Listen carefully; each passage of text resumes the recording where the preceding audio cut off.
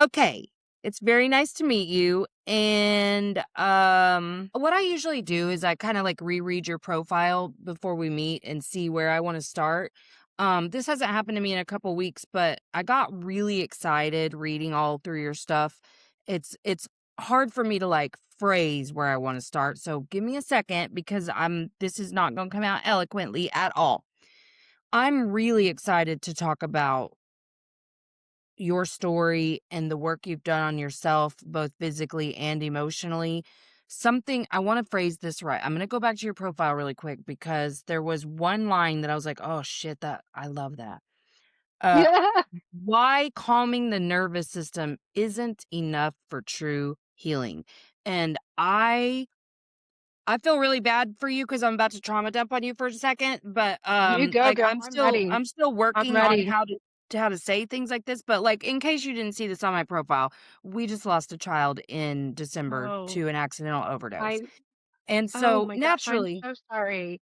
thank you, I'm very dysregulated, and it didn't Of course you were. present right away, like, because the Yeah, shock and the whatever, um, totally. but I am, like I'm so fucking agitated. That's where I'm like, I started to notice it then. I also noticed it because I'm feeling so unsafe and I recognize that feeling really well now. Um, so anyway, I'm telling you that because I do want, girl, I'm gonna get some free therapy from you today about that. No, But yeah. why that one line really jumped out for me today is because in about 2017, that was the first information that I was really getting about trauma, nervous system regulation, any of that. And it did not fucking make sense to me at all. But I was trying so hard. Like after realizing, oh, okay, I have PTSD, then later realizing it's complex PTSD, all the things. I was so happy. I was relieved because I was like, oh, I'm not just a mean person because I've been a highly reactive individual my entire life. And so I was just so relieved, like, oh, there's an answer. Like, this isn't like I'm fundamentally at my core unlovable. I just need some help. So cool. But all those protective factors really prevented me from seeking help in the right way. So I Of didn't. And I course. was just like scouring the internet and it was so new. This talk was. Yeah. And so for from 2017 to 2024, that's all I knew is oh, you got to regulate your nervous system. I didn't understand at all. Zero understanding of why I was so dysregulated. I didn't know how it had happened to me. I didn't know I was working on some of those like key things that you would do, but I just didn't understand it. So that's why that one line really, I was like, oh, but so I'm telling you all of that, but I would love to know. I know that you have been diagnosed with MS. And we've been talking a lot lately about the link between our internalized, unprocessed shit and autoimmune diseases and others. So, this is a very well-timed conversation, I think, especially since I'm struggling with my nervous system. But yeah, I kind of want to Understandably, by the way. do what? Understandably. Yes, Understandably. absolutely, I yeah, mean, and I for understand this is sure. gonna be, like, lifelong. I'm this is now something I'm gonna get to manage in terms of my grief isn't going anywhere, whatever, but, like, oh, just a little less unsafe and a little less agitated would be so nice because Mhm. that's the shit I just got better from, Like, I've spent Yeah. 2 years thankfully, like, seriously, I'm so grateful to myself and all of the things for the work I've put in for the last 2 years, or I wouldn't be making it through this. But it does suck to feel like I'm starting all over because I'm like, "Damn it, I had just gotten so much less reactive," and now I'm like, "Don't fucking talk to me," all the time. I hate that because I don't like the way I feel, you know? Totally understand that, girl. I want to say too, when I got the invitation to be on your show, I was super excited because I love everything that you're doing. And I think that your topics, all of your podcast episodes are just so timely. And I just think that there more that we can talk about these subtle, more important, they're subtle, but they're more powerful, in my opinion, in my personal experience than Yeah. like the way we are hearing the nervous system talked about, over talked about in some ways, people who have really no clue how to go about it, which is not bad because like we're all, it's a new world, I think, Yes. right? But I think that to your point, if you don't mind me expressing, I think Yes. that it also is like really common, right? Like when we first start treading into unknown territory, people are trying to find various modalities their way in to sort of like affect change within the nervous system. And so it's like so normal and there's nothing wrong with any of that. It's just like how we then learn like this sounded like a great idea, but it doesn't have lasting effects, or like this is good for a purpose, but it's not good for an overall restoration process or whatever the case may be. Right. So I think that it's just a really natural part of the evolution of our understanding of the interface between us, our nervous system, our safety in the world. And it, it especially because it's like an ephemeral thing, right? It's not like we can go in and find our nervous system if we cut open the body, you know? It's like Right. in your cells in your body, it's in your fascia, it's in everything. It's an energetic auric field external to yourself. It's like so it's very nebulous for people to feel like they can wrap their arms around it and like start to like really take charge and control of their own nervous system. So it's like a it's something, it's a work in progress, that shouldn't be necessarily Yeah. undervalued or berated or feeling like I'm not doing as good as I should, or I'm like lacking in this effort because it isn't yet common for people to understand how to do that, and so grace and love to be given for all those who actually start to make the connection about how important it is. Like starting there is like fucking if half the world would do that, geez, man. Right. Even just the awareness piece, like Just the awareness. just seeing like, "Oh, this is what that is." Because Yeah, honestly, when we can see that in ourselves, it's so much easier to spot in others, and then there's the compassion and the grace that we just naturally extend. totally. And Yeah. also, I just really appreciate you framing it that way because like, my first book, I really had always just wanted to write my story up till then. God knows plenty's happened since then, but, um basically my childhood story and then, reaching adulthood and thinking it had no impact on me, how wrong that was. But if I'm being like 100% honest, and I don't even know if I've even voiced this like on the show, but I'm embarrassed at the information that where I was at the time that I wrote that. I was feeling good though. I felt a semblance of control and, like for the first time and this limited baby information about my nervous system.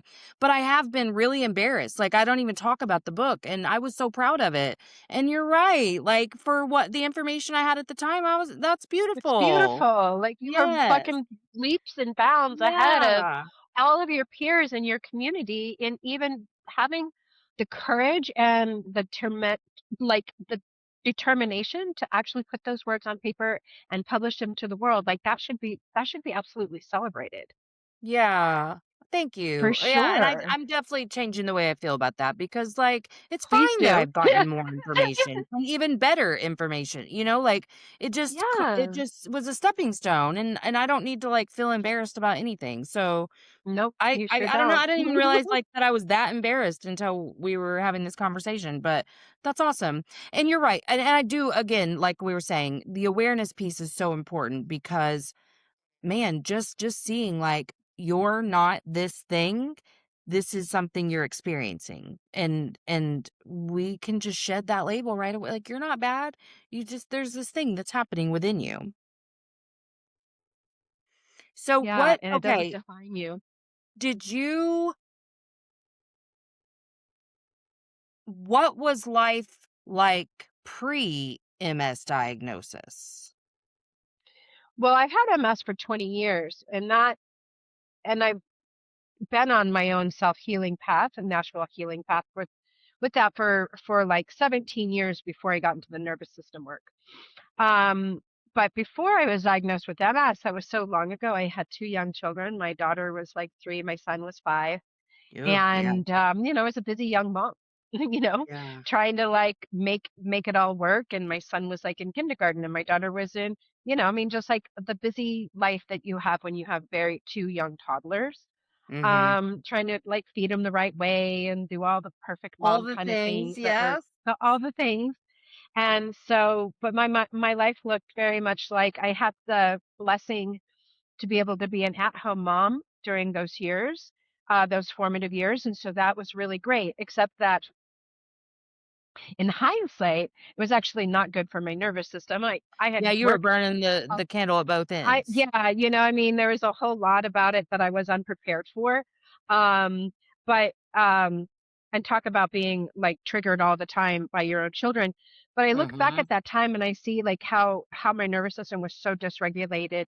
Even before then, I ran restaurants and I managed restaurants. I worked like 80 or 90 hours a Oh, week. yeah. And so I mean, I went from sorry, pardon me. Bless you. I went from like having that job then to like jumping into being a full-time mom, which I thought was going to be Oh. like such like a treat. And boy, well, Yeah, yeah. it sure wasn't. And so I took my dysregulated nervous system into my mothering of two babies, and it's a whole new world, right? When you have Oh, children yeah. and there's a first time mom and all of those things, and you're young. And so so I brought a lot of my own nervous system dysregulation into my early motherhood years, well, into all my years as a Yeah, parent. It's only yeah. 3 years, but um, but I feel like I definitely imprinted my erratic nervous system into my mothering, right? Because how it would be impossible not to, especially when you have Yeah. toddlers. Yes. So, and my son is very strong-willed, and he's my greatest teacher.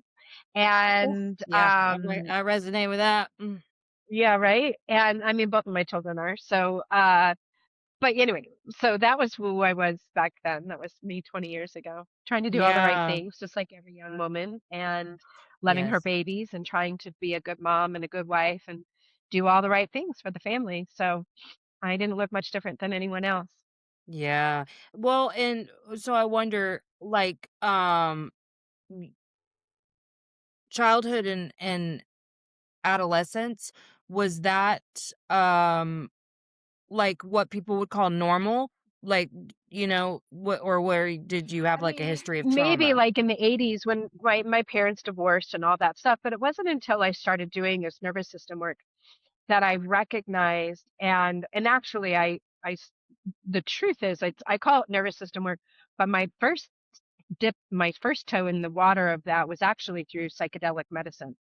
And and that's the thing that revealed to me how severely dysregulated I was, and how, Mhm. but not just how dysregulated I was, but how unprocessed trauma from my childhood contributed to the dysregulation of my nervous system as an adult.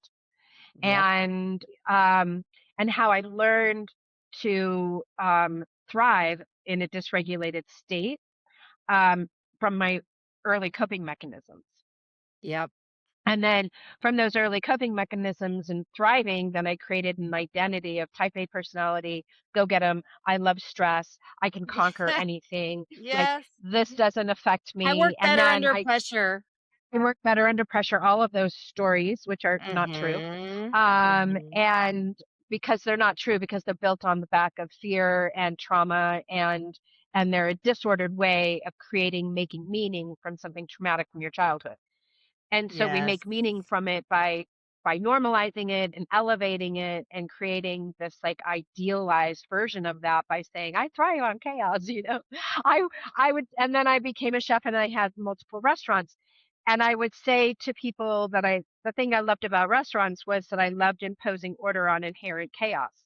Like I was trying to always redo my childhood through Yes. running Yes. more and more restaurants and having more and more employees and more menu changes and more Yes. events and all kinds of Yes. crazy things like that. You know what I mean?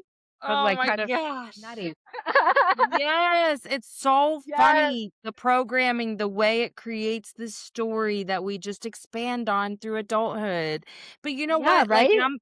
I'm gonna hurt someone's feelings when I say this, but this is why I fucking hate a bipolar diagnosis, because all that's happening is you've learned to thrive. I'm gonna put that in air quotes, people, in chaos. Your nervous system feels safe when everything's fucking burning down around you. So, that's what Yeah, it's come accustomed to. And you're then right the at home. natural thing that happens is you're going to burn out from that. Like your nervous system is going to be fried and need a break. And what's gonna happen? Chemical low. And then we call that what? The Yeah, I call depression that a part of need for it. like, prescription medication to Right. even you And out it's so when it's like, frustrating because ugh, "No." yes, and I mean, I don't wanna knock the psychiatric community, it's just that I'm seeing way too much of things that's like, "Honey, there's a much easier solution to that, I promise." Because and this is why I'm saying it. Okay, this just came up for me, but I remember I don't know, it seems like we're about the same age, so I don't know if you remember Danielle Steele. Oh, I mean, yeah, I think she's baby. still around, but, I read like all her books. okay, yes, I did too. Do you Yeah. remember the one she wrote about her son?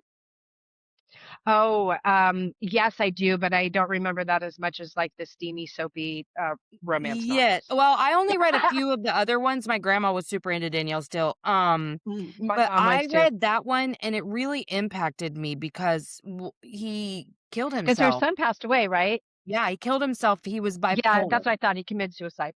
Yes, and he Mhm. she talked a lot about the journey of medication and specifically lithium and just it being almost an incurable disease, and that really stuck with me. I was terrified of it for myself, for others, and so I know the messaging around that diagnosis, and I see it, that and borderline personality disorder, I see those 2. I see people clinging to those diagnoses for dear life as if it's some sort of I think that it makes them feel better to have some sort of label versus I'm just fundamentally at my core fucked up. I get that.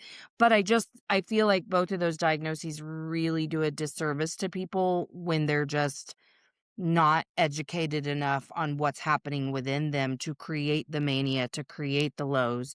And so I feel like this is like really important to talk about that Yeah, it so is really. much can look, you know, really wonky externally when you've got an internal processor that's fried. Yeah, it's the truth. And what's unfortunate too is that like the taking of SSRIs has become so normalized when we don't actually appreciate fully that the psychiatric community embraced this as a modality because talk therapy wasn't really getting the results that were necessary, right? Because people could talk about their shit all day long and never improve, right? It's just a Feel way worse to even. stay Yeah. stuck in the grindstone of your Yes. own mental processing. And it's like maybe it's good in some ways to have somebody like help connect certain dots for you and create like a space of safety for you to share the things that you're struggling with. But putting that aside, those benefits aside, I think that by and large, it's been shown that talk therapy does not get you where you need to go. And you and I Mhm. probably both know that's because you need to go from your head into your body. Because that's where all the shit is. you Yeah. know, it's all stuck Yes. there. It's not in your head. Your head is a way to keep yourself looping and not really empower Yes. you Yes. Oh in my the god, same the way narratives doing that this your other work lion ass does. brain will tell you just to keep you safe and Yeah, stuck. of I course. mean, and that's the thing. Once I realized, oh, it's this that's just fucking dysregulating me all the time because I'm stuck in some overthinking loop to give myself some false sense of control. Damn, dude, just taking the next step of like, okay, how do I get out of my head and into my heart? Oh shit, that was so hard. I'm just a natural like, oop, jump to your head, oop, jump to your head. And I'll notice now, like I talked about this last week, how I like woke up one morning and decided to be really pissed at someone that I felt like wasn't supporting me. And I knew that wasn't real. I knew that. Like, that's not real because that person doesn't even mean that much to me. And it was the first thought I thought of when I woke up. So I was like, oh, Melissa. you have not been tending to your grief. So let's go figure out what this grief is actually trying to tell us instead of actually leaning into how pissed I feel right now. It's fake. It's just your brain saying something feels unsafe. And I know how to fix that, staying in your brain. So yeah, oh, my brain was such a nasty place to be. I mean, it was a nonstop thought spiral. Either I was fighting with someone in my head or defending myself in my head or just hyper fixated on how somebody had wronged me. It was not nice. I was not nice to myself at all. But now that I don't do that, even just like my neck and shoulders and back are so much less tense because I was just fighting with people all the time. Mhm. Yeah. Yeah. So, what are you seeing? No.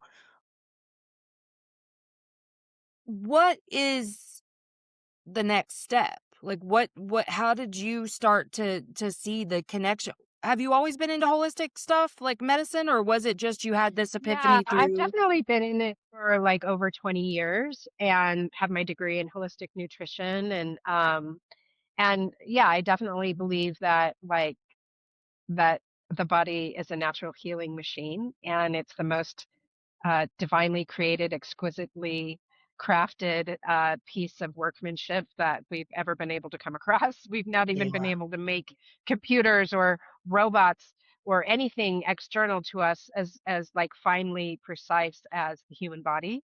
So Yeah. I always had this deep belief in our innate ability to heal. Um, and then it was just always a journey to with whatever layer and whatever chapter of my healing path presented itself for me to go and do a deep dive on that. Like, oh, that's the thing that's wrong with me. Like, 'cause I always believed that like MS was caused by a reason, and I could, if I found that reason, then I could undo the MS. And I also didn't necessarily believe like, let's say, an autoimmune disease and MS where they believe that your immune system is like attacking your myelin sheath. Okay, so maybe it is, but why? And so I always just kept asking why about everything, and the why would lead me to deeper and deeper levels of like self-exploration and personal healing.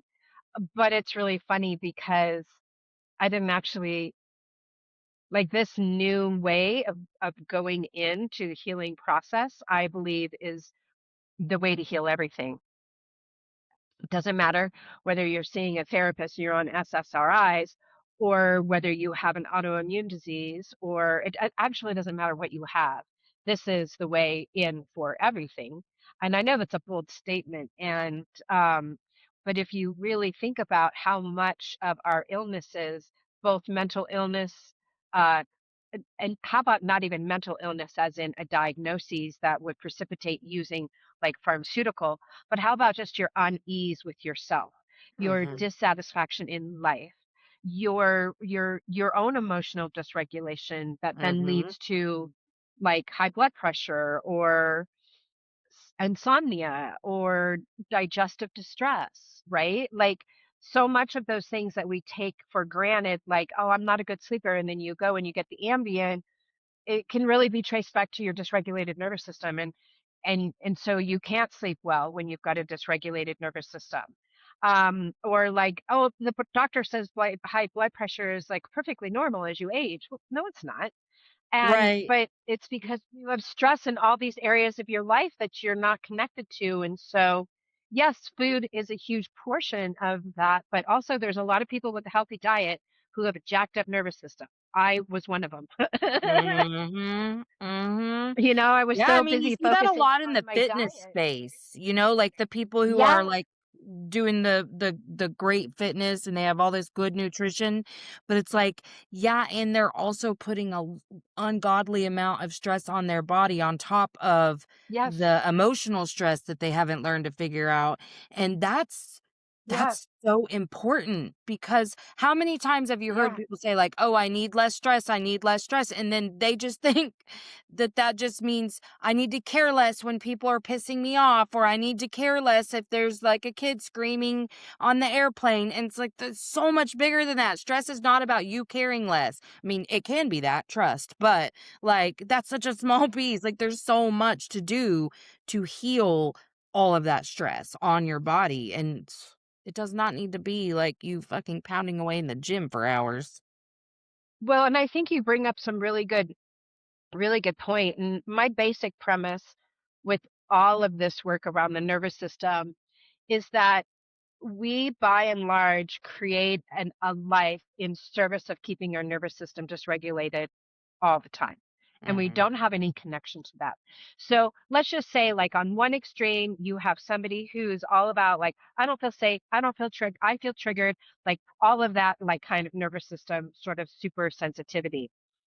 And they're afraid of everything and they're triggered all the time. And, like, that is a different dynamic than the other extreme of the nervous system where people are like, oh, I have to go and do somatic experiencing, and I have to do vagus nerve reset, and I have to do breath work, and I have to do meditation, and all of these modalities to sort of like resculpt their nervous system.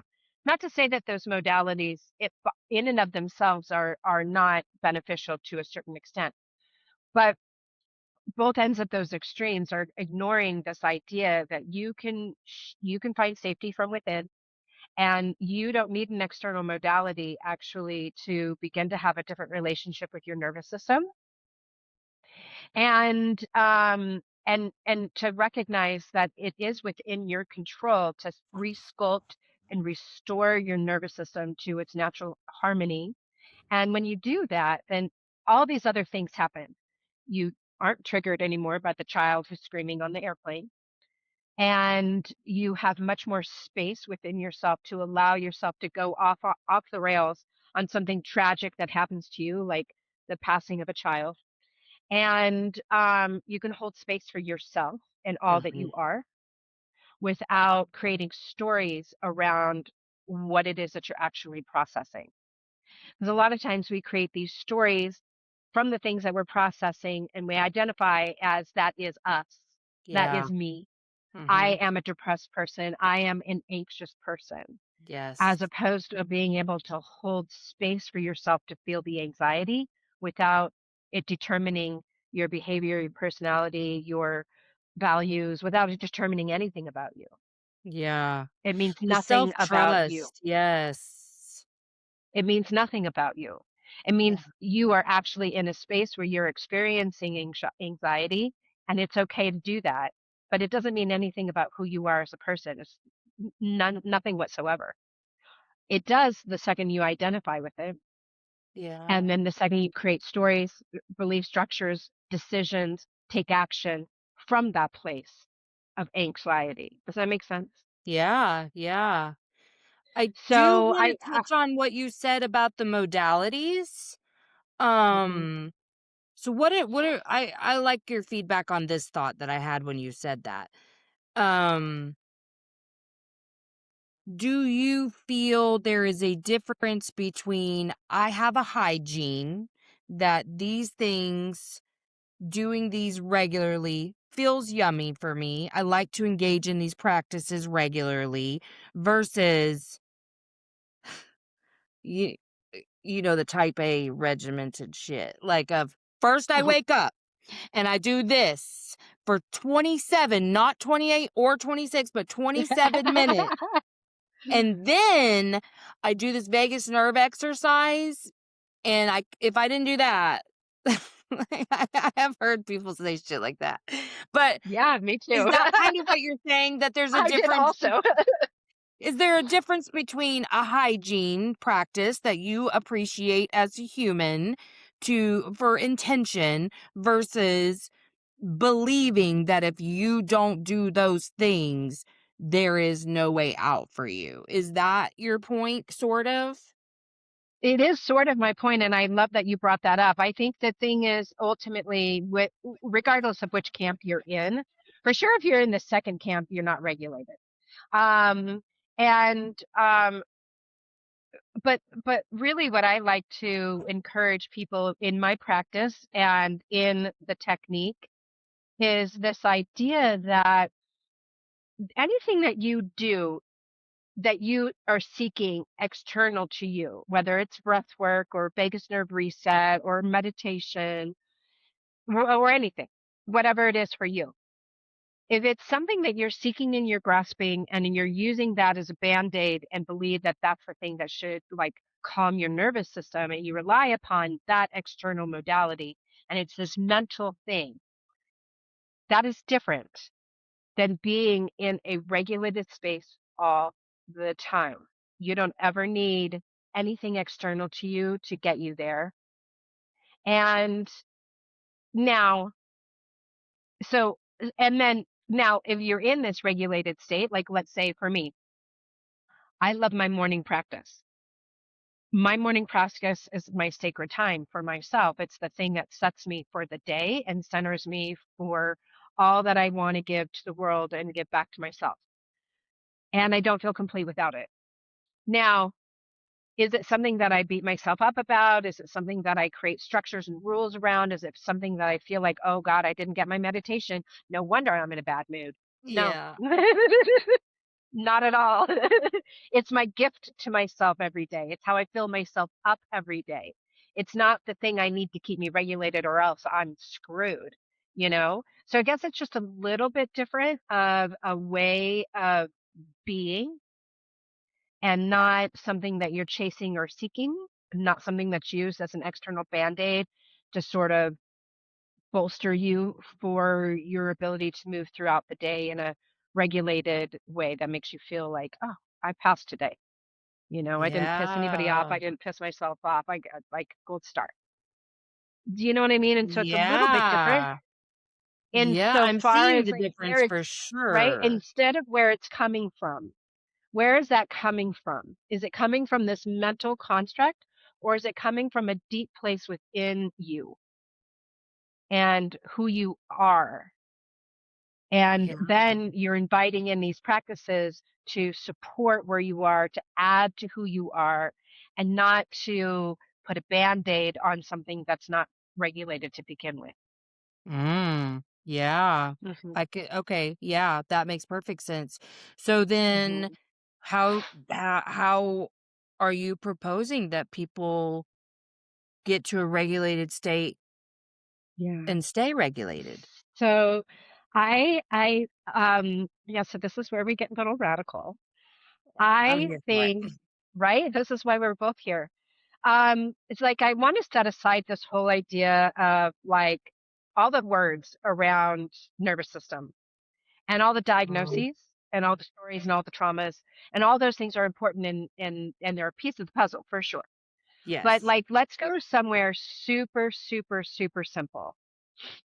I believe and I see within myself and all the people around me that we don't teach in our culture, we don't have an appreciation or an understanding of the importance and value in learning to hold an emotion, have emotional capacity. Mhm. We don't have emotional capacity. You think of it as a cup that's empty, and the capacity is like the amount of room you have in the cup before it overflows. So when you have no emotional capacity, your cup is already always full. So any little thing, it overflows and you are just undone. It doesn't Yeah. matter what it is. For every person, it's different, right? Yeah. And so, how can we build emotional capacity? Number one. And when we build emotional capacity, then we have the capacity to feel all of ourselves, every bit of us. Because emotion is just energy in motion. It's the energetic frequency that we feel and sense because we're energetic beings. And these energetic frequencies that we feel and then we hold on to it and we make it mean something about us, Yeah. as opposed to taking a different stance. And that is one of like full allowance. Like I'm going to allow myself to feel this way. There's nothing bad about it. Doesn't mean anything about me. It's just Mhm. how I am feeling. And we create space to allow ourselves to feel all that we are. And in that process, a whole bunch of amazing things happen because a lot of us are too much for ourselves. We don't feel safe within. We react so drastically, so immediately, and are Mhm. carried away by all of our emotions. I was definitely that person. Me too. So I speak from experience, you know? And I think like when I learned how to hold all that I am, you are not too much. When you can hold everything, then you learn to trust yourself. You learn to love yourself. You learn to believe in yourself. You learn to listen to your body. And you have different discernment. You have better judgment. Like all kinds of things come. And I think another thing as well, and I don't know if this resonates with you or maybe anybody who's listening, but like another thing that I didn't have an awareness of when I first started doing this work is I didn't have what I call now an emotional landscape. I didn't, I went from like super chill, super cool to fucking pissed the fuck off. And I'm going to Yeah. chop off your head in like seconds. And I Yes. could be fine, fine, fine, fine, fine, fine, fine, fine, fine. For so long, everybody thought I was fine all the time until Mhm. I was. And then I Yeah. was on the warpath and everybody better back off. And then I had 3 restaurants, and so, like, go figure, and 75 employees, like, what the hell?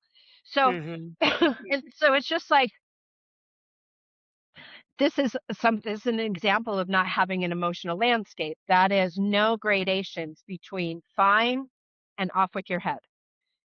And we should be able to feel like this whole range of emotions. Know, like, that's anger, that's sadness, that's grief, that's like melancholy, that's tenderness, Yes. that's love, Yes. that's joy. Because not only can we not hold anger, but we also can't hold all the opposite emotions, You're right. happiness and joy and desire and pleasure. Like, how Yes. many women hold pleasure? We can't. Mhm. We feel bad for holding pleasure. We want to get through pleasure right away, and it can be any kind of pleasure, Yep. anything that brings us pleasure. We have a disordered relationship with pleasure because we feel bad about it. And Yeah. Or so, even and joy for women joy, seems yeah, tough. happiness, Yeah. joy, pleasure, all of those positive emotions. We have the same disordered relationship with the positive emotions as we do with the negative emotions. Yeah. And so when we can begin to hold space for ourselves and start, like I have a practice to start, where you start for 30 seconds at a time whenever you feel this moment coming upon you. You're in the grocery store and you're like reaching for the pint of ice cream that you know you shouldn't.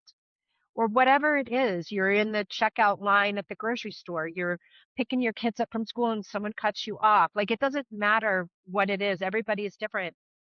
And but just holding that space for yourself for like 30 seconds and allowing yourself to just feel that emotion without Mhm. labeling it, without telling a story about it, without feeling bad about it, ruminating, all the things that we do. Just just stop. And you can say to yourself during that time, there's nothing to fix. It's okay. There's nothing to Yeah. fix. It's okay that you want to get that ice cream. Doesn't mean anything about you. Doesn't mean you should go on a diet. It doesn't mean that you're impulsive. No, just sit there for 30 seconds and hold that thought of like, it's okay to just want the ice cream. There's nothing to Mhm. fix. It's okay. It's Yeah. okay. I can see where sometimes fear will still be the captain for me on Well, certain emotions. Like if mhm, I'm like just yesterday, I was triggered from like my betrayal wound for something really fucking stupid. And I could acknowledge like this has come up 1,000 times. This is how I've dealt with it in the past. But today, for whatever reason, it's pissing me the fuck off, like, I feel really hurt by this, you know?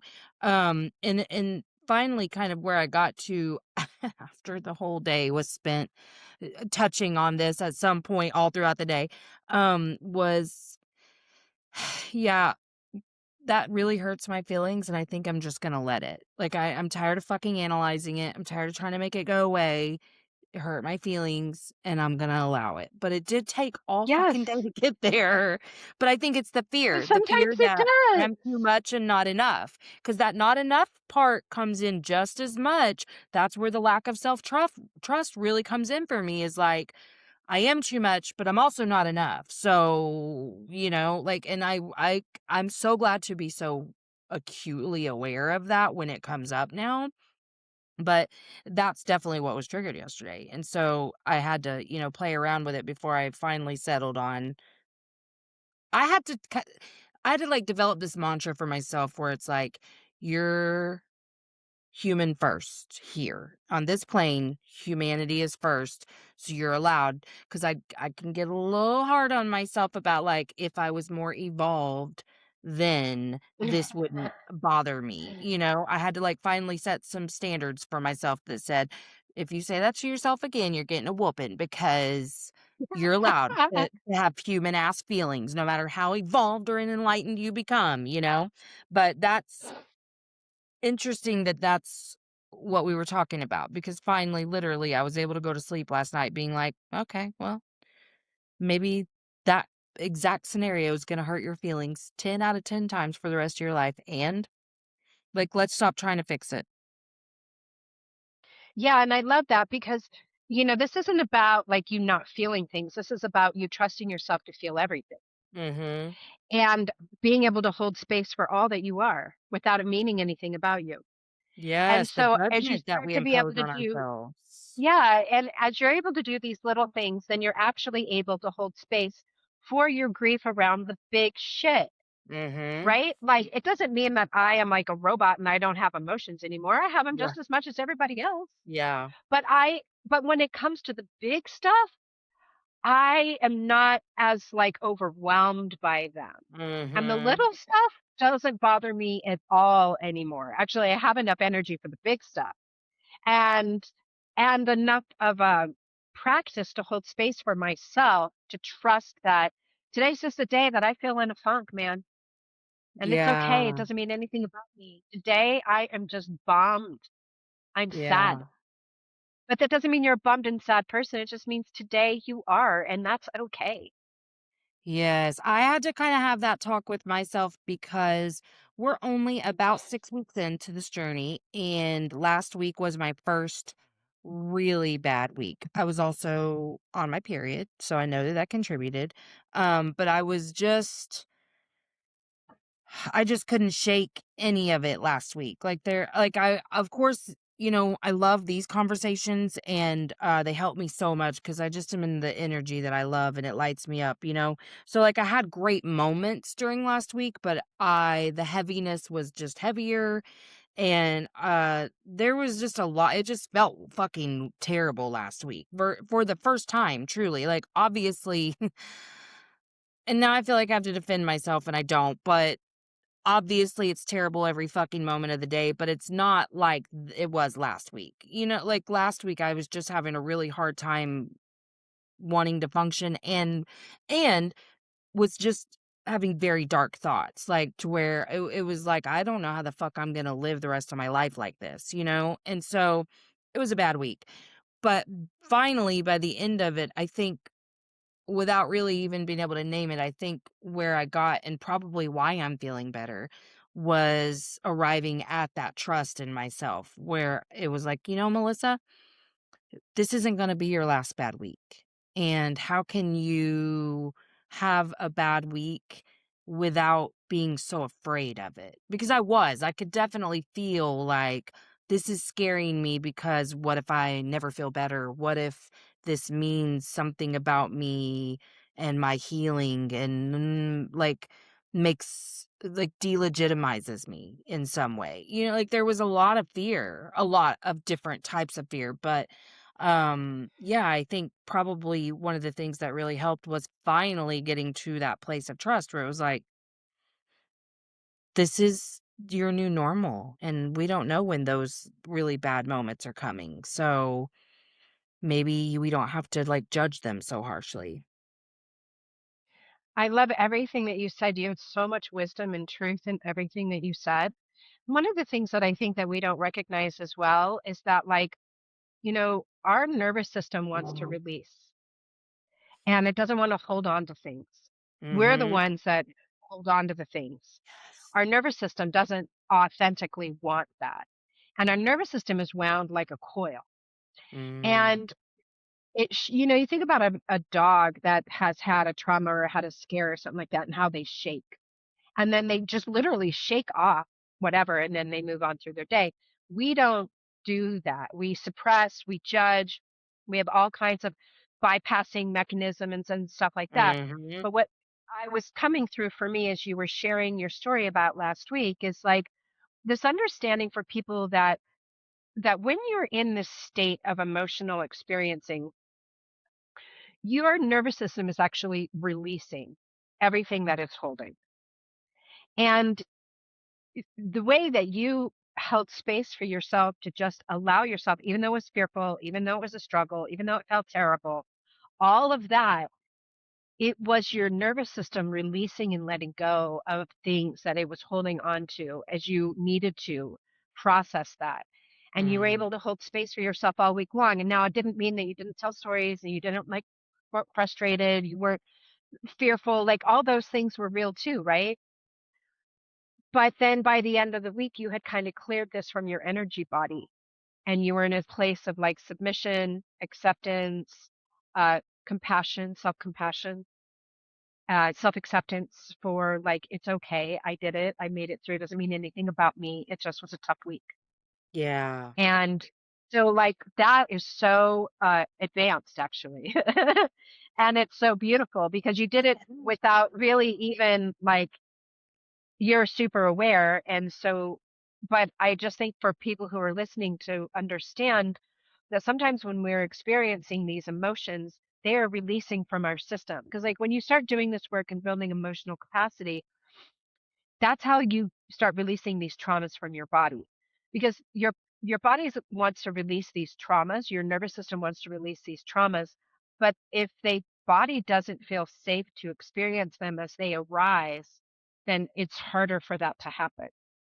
Mhm. And so when you learn to hold space for yourself for this small amount of time and then gradually increasing in the length of time that you're able to hold an emotional state, then what happens is your nervous system will start to expel everything that doesn't serve it anymore. And we just need to trust ourselves enough and trust our body and trust the process that when this happens, it's okay. It doesn't mean anything bad about you. In fact, it's quite the opposite. It's the best thing because that's Yeah. better than you denying it, telling a story about it, pushing it down, moving through it, bypassing it, taking it out on other people. I mean, and maybe you did do that as well because that's also really natural. But does that make sense? Like this, like Yeah. just a tiny shift in the purpose and the function of that experience that you had all last week. Like maybe it was your nervous system in all of its divine wisdom releasing all that you're holding right now because you are holding a lot. Yeah. And it was a Well, and process of especially because Mhm. I had gone the whole week pretty much without having a real cry too, which was also the first week like that too. Like my body has wanted to cry a lot, so it did. But Of course. during that last week I really didn't, and then I did. And I think it was all finding homeostasis. Like, I think that's what my nervous system was doing. And then the Yeah. cry Yeah. came and it was like, okay. Like it felt safe Yes. enough through after it did its little Yes. hygiene of like natural Yeah. processing. Then it said, okay, Yeah. and now we can cry and finish the release. And damn, I felt so good after that. I was like, thank you, God. I I mean, just wanted to cry. Shit. yeah, but what Yeah. you just That makes described me is a feel beautiful better. journey that you allowed yourself to just be on because you were already on the journey. It didn't matter what you thought of it mentally. Your nervous Right. system was already on a journey and you had to surf the waves of that whole experience to finally come at the end of the week to the big cry, the big release, the big compassion, understanding, acceptance, and then suddenly you feel so much better. Yeah. So much better. It was wild, actually. Like, um, Yeah. I in it I built more trust in myself through that too, because See? then when it was over, it was like, "Okay, you did great, and now you know that shit gonna happen, and it's gonna be Yeah. fine when it does. Like, it's not the end of the world when you have Yeah. a bad week. It was just my first bad full week, like, the whole fucking week sucked ass, and so, like, Yeah. I was nervous about it. I was like, "Oh, great, is this what the fuck? Was I just in denial before? What is this?" Like, I didn't feel like I was, you know? Like, I felt like I was really present and really grounded, and so then all of a sudden to be feeling so awful, I was like, "Oh, good. Well, okay, we tripped a wire somewhere, guys." But then just seeing like, "Oh, okay, that happened and we moved through it. Great. Like, it's done now. The next time it comes, we'll know that it there will be an end to it at some point. It's a we'll just ride the fucking wave." Yeah, ride the wave. And yeah, I mean, what you said was just like your body and your or nervous system acting in all of its wisdom because you were in a place of great homeostasis and feeling really good. And then this came up because your energy body needed to clear it and Mhm. wanted to and did it without your permission or approval because otherwise, would you have given it permission? Hell no, I've been like, "Wait, what? No. We're better than this, Yeah, okay? right. Let's judge the Yeah, shit out of this process, please. I'm so good at yeah. that." Yeah, that's why I like to use the term full allowance.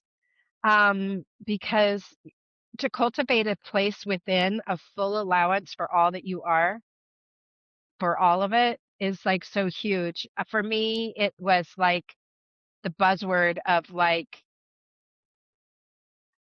oh, just like made me just like a warm blanket. Like, just like, oh, I'm allowed to feel this way. I'm allowed to be like this. It's full allowance for all of it. I don't have to hide this or be ashamed of this or Yeah. feel guilty about this. I just know it's full allowance for everything that is Yeah, and and like trusting it's how you it's get this okay. opportunity to get like a deeper understanding of each of your learnings.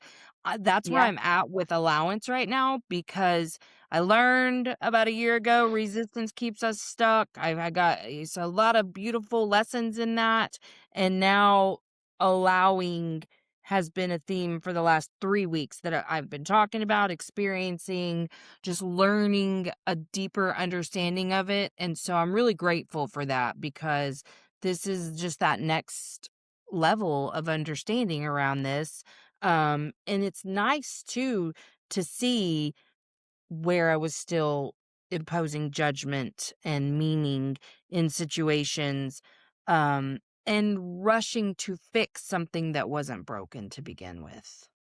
I love that. Rushing to fix something that wasn't broken to begin with, because what if everything that you're experiencing and giving yourself allowance for is the fixing process itself? Yeah.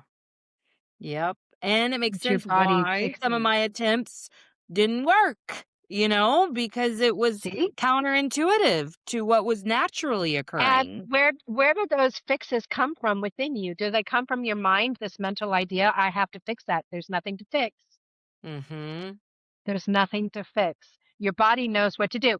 It's just like, when we had children, right? When we had babies, do you remember how much I don't know if you experienced this, but if your birth story was like this, but mine sure was. Obviously there's a place for birth plans and every mother wants to like create some control around the birth experience. And there's nothing wrong with that. That's beautiful. But also, your body's going to do what your body's going to do. And it doesn't matter in your mind. You're freaking out. Am I effacing? Am I dilating? Am I contracting? Am I in labor? Did I pass the mucus plug? Like, what am I doing? Yes. Ah! And you're just like, do I go to the hospital now? What's, yeah, yeah, yeah. You're like bouncing all over the place and Yes. calling your doctor, going to the doctor, take me to the, pack my bag, and all these things, right? Your mental space is like all over the place. But your body, is doing what your body knows how to do. When it's done, you're designed for this, you're created for this. Mhm. Your body knows exactly what to do, but we have this huge disconnect between what our body is already doing out of its own wisdom and our brain, which is like trying to make meaning and second guess and fix what's wrong with me. Feel in There's nothing to fix. control. Yes. You're having a Yes. baby. Yeah. Oh my god, I was such a spaz about it too, like, I remember with the first one, going to, the labor portion of the what to expect when you're expecting every Yeah. day. Every day I'd be Yeah, like, right. "Okay, so it said," and I know what it said because I just read it yesterday, maybe even this morning, and I'm gonna And read it there's gonna again, be another but it bit just in felt there. so comforting. Now I, like, Yeah. understand my nervous system was just seeking some sort of validation and control, but at the time, I was just like, "Tell me again. Tell me again Yeah, how it's all again. okay. This is normal and everything's fine." Yeah, right? So our we can hold our nervous system in the same way.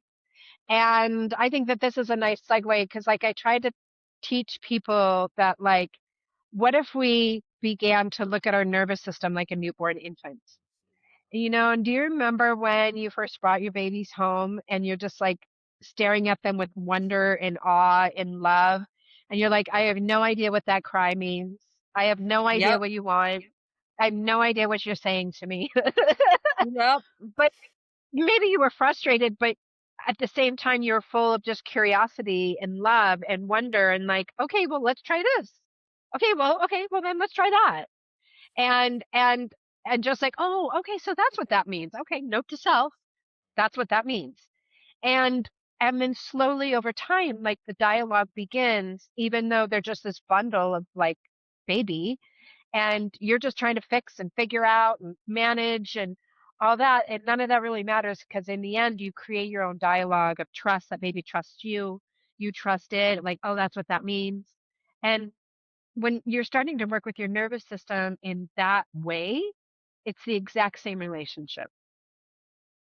yeah. Holding your nervous system with awe, with wonder, with curiosity, with love, with compassion, with trust, with belief Tenderness. and tenderness.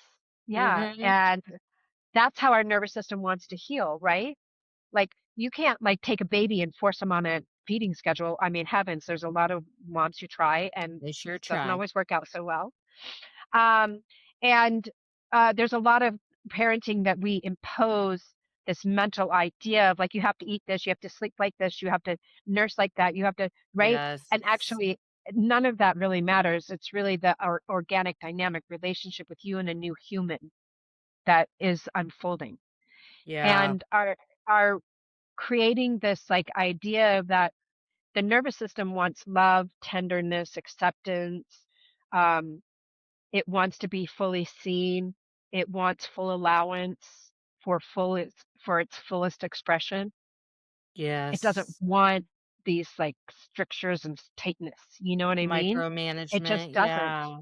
Yeah, it Yeah. really just doesn't. And what if we created a different relationship with how our nervous system is expressing itself and treat it like full of love and compassion and tenderness and allowance and safety and love and acceptance? Like, what if we did that? Yes. How would that Yes. change everything for us? Yeah, And it's much less a problem to be solved and more of a when I receive this communication, this is how I respond. yep, yep, Yeah, I love that. And yeah, and that creates that really so is much like centered and rooted in spaciousness. love. Mhm. Yeah, it really is. And it creates so much more spaciousness within your system. Because like we create these like ideas like we categorize things and want to intellectualize things or analyze them and that's fine. That's what our thinking mind does. But that's not what your nervous system does. They're Right. just a storehouse for every experience that you've ever had in your entire life and probably ancestrally too, right? These things Mhm. get passed down through our mother, the cells of our mother's bodies into our own. Yes. And so it's just like if we just trust that the nervous system is a system that has its own divine intelligence and innate intelligence, and we are able to hold space for all of that to just actually express itself in the way it does. It's like we don't ever like think about like we don't I mean, I guess there are people who like judge their heart or judge their lungs. Like I don't like how I breathe or I don't like how I digest food or I judge my stomach for, Yeah. you know. how it digests food. Like, yeah, for sure, we have a lot of negative self-talk around parts of our body that we do understand, Mhm. um, and wanna, like, override the wisdom of your body when it comes to, like, birthing. Oh my god, And it's it's like, so true. How many natural right? processes are we talking shit to ourselves about, truly? Yeah. So Instead of funny. just allowing our body to just be our body and creating a different relationship with how that all unfolds, and how much liberation does that create? Yes. And also Yeah. not just liberation, but, like, thinking about the energy that we put into things that don't serve us. And Yes. then if you have extra Yes. energy to spare because you trust that this is a natural happening in your nervous system, then you can take all that energy that you put into the stories, into the decisions, into all those other sub things, and you can put that energy into something that really matters. Mhm. And so it's just very interesting when you start to look at it from these other dynamics, but also recognize that we have absolute utter control. Yes.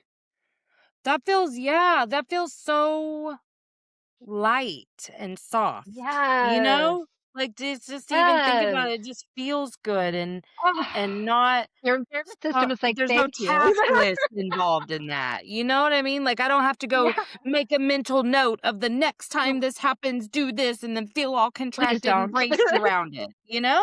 Yeah, please don't. I love Make the that. mental note to love yourself and trust yourself. Yes, it's that self-trust piece. Like, Mm, I guess that's really what's awakening in me recently is just more trust. I think maybe even this loss is the first time I've needed to see the trust that I've built in myself. maybe. And Maybe. so, yeah, it's just a new little Yeah. thing. So, Well, and I love that you're open to the dialogue and you're open to being like, "Oh, I thought it meant this, but actually now in hindsight, I think it meant this." And, yeah. like, that's really beautiful too. A lot of people don't actually hold space for themselves like that and, like, allow it to be an evolution and create new meaning. Yeah. Well, I will say, I mean, I'm grateful to my belief system because that is something that really helps me. But also, I'm really determined, like the one thing that really like I'm motivated to continue on the journey I was on before this even happened is like, well, I'm not gonna experience this level of pain for no fucking reason. You know, like I'm not I mean that in two ways. One, I believe that there is divine, reasons around this passing, but also I believe like I do have two choices: to create meaning from this or however you want to phrase that and move forward um defining this how I choose to and getting to use this pain however I choose to, or take 1,000 steps back and die inside even if I don't die on the outside, you know? And so if I'm going to like have the pain no matter what, I would rather it be I would rather create beauty from that than to sit like in that profound darkness. I don't want it to be for no reason. I don't want him to not be on this earth for no reason.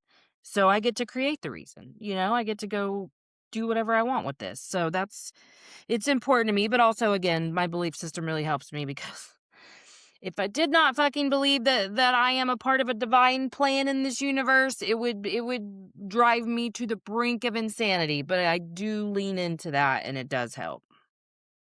Wow, what you said, I loved what you said. It was so beautiful because, like, yeah, I've experienced for myself a lot of very dark places and lots and lots and lots of grief and lots of challenges and difficulties. And I've come to determine for myself, I really believe grief is a portal for growth. Mhm.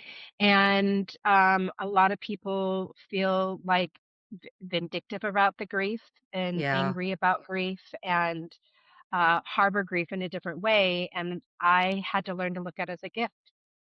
Like Yeah. I was going to grow through my grief. I was going to make meaning from my grief. Mhm. I believe that I had to experience the grief for a reason, just like you. And I also believe like we're all here to heal. And we Yes. came to this earth plane to heal a whole bunch of different things and experience healing on a number of different levels and healing a heartbreak and healing Yeah. all kinds of things. And we're not just healing from a cut or a bruise or a disease or an illness. We're healing on all kinds of different levels. And Mhm. what if that's love and compassion and like a divine message for our evolution if we can lean into the growth opportunities that come through the portal of grief. Right, and I don't bel I've had a sometimes I'm fucking over it, if I'm being honest, but, For it sure. it does help me to believe that I chose this godforsaken experience. But grief and loss has been a major theme in my life too, so, Yeah. uh I can pinpoint these really pivotal moments through each loss that I've experienced where I can look back now and go, "Oh, this is when that started. This is oh, and then I took this turn there," and understand how it all got me right where I am right now. Like how I can just forgive all of these things that I just didn't know I was doing and that it was purposeful and part of this. Like I had to do those things to then learn this. Um Yeah. so I know for me, it really helps that I don't have, like, the traditional belief system that I was raised with because I in those previous losses, I really felt like God was doing something to me, and I just didn't understand, and now in my beliefs that I chose this experience and whatever, I'm like, "Okay, well, then fine. I don't want it to be for nothing, and I have a fucking life I'm trying to learn shit from, so I gotta do it. I'm just gonna keep doing it. But leaning Yeah. into my humanity at the same time and saying, "Hey, I feel bitchy today, so let's be bitchy today." Yeah, I feel You know fishy what I today. mean? Well, but I love all that too because I feel like I've had to learn that like grief is a spiral, right? It's not like this linear path from like being in a place of grief to being in a place of recovery. That Right. I feel like I go round and around and then I go back sometimes to the places that I used to be. And I used to be like, oh my God, I'm here again. Like I thought I healed that. I thought I was done Yes. with that, right? Yes. But then I have started to recognize every time I did that spiral and I'd be back in that place again, I was different back in that place again. I Yes. had grown in that place. I was like, "Oh, last time I was here, I actually hated myself." Or the time before that, I didn't even know it or whatever. Like I was able to see my Yes. evolution and my progression every time I was back in that place of hate and or in that place of pain or grief or that wound. And that wound would be there and I'd be like, "Oh my God, I thought I was done with this."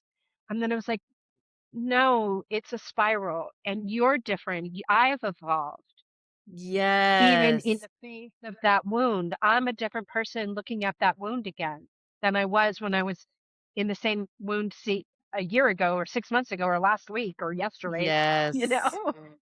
Yeah, and I've got the chills because I almost think, like, that's the point, is that we get to Yes. re-experience it, to feel that Yeah. gratitude for ourselves, to say, "Hey, here's a little checkpoint. Hey, Do you see? look at Do how you much see the I've difference?" grown. Yes, yes, because Yeah. every time I get a deeper understanding of something, I'm like, "Damn, good job," you know? Like, if my whole fucking life is going to be this type of shit, and guess what? So far it has been, so great, excellent. I love getting the opportunity to be like, "You're doing the damn thing, sis. Look at you." Like, You're "Hey, doing it. you know, look, Yes. your fucking soul's gonna be so fucking like, your higher self right now is cheering you on so big. You're doing Yes. so good." Shit, Yes. don't even play. I have those conversations with myself a lot because I'm like, "Okay, the whole killer be killed degree situation that are we're killing it. We're killing it right now, girl. Let's do it. Let's do it. You're doing good, sweetie." You're doing good, sweetie. Yes. Okay, I've kept you way too long. I would love to have you back. I Girl, appreciate you. anytime. I love talking to you. You're fun as shit. Okay, great. Good. I'll send you the link again in case you because I've heard that you can't go back through the original link to schedule again. So Oh, I'll okay. email you the link. Yeah, email me Come when back you'd like me to come anytime. back on. Seriously. Yeah, Yeah, I'd love to have you. anytime you have like something specific to talk about or nothing specific, like we can just rip on this idea. But I do think it's really powerful, like just our conversation insofar as like really sharing with people a different dynamic as it relates to your nervous system. And like there's so many things that we talked about that don't have to do with modalities and also don't have to do Mhm. with like living in the muck. It's more of an empowerment and then what happens when you take your power back and you recognize it is within your control. You don't need to seek all these outside modalities. Now, working with someone like me, I'm not suggesting that you don't work with me. But Right. it would be a different container for a different purpose. But by and large, as we're talking to the audience and having people create a different relationship with themselves and understand how important it is and why it's worth their time. Yes, and just giving them a new vocabulary, I think, too. Yeah, Yeah. yeah, Well, tell for us where we sure. can find you. I'll make sure to include your links in the show notes, but go ahead and say it out loud Sure. too. Yeah, my website, christineruch.com, and you can book a call with me on there and we can talk all kinds of things like you and I just talked about, all sorts of interesting nervous system things and how it might relate to your chronic illness that you're looking to have more guidance in recovering from. And I also have a Substack where I write a lot about the healing process and all the different ways that we heal and the ways that we can support our healing process. And yeah, or you can email me. All right. Well, I love that. Thank you. I mean it. This was such a beautiful conversation. I've had such a good time. Hey, yeah, me too. Thank you, Melissa. Okay, I'm going to push stop if you'll hang out for 1 sec. Yeah. Thanks for coming to Emotionally Unavailable. If you haven't already, like, subscribe, and share.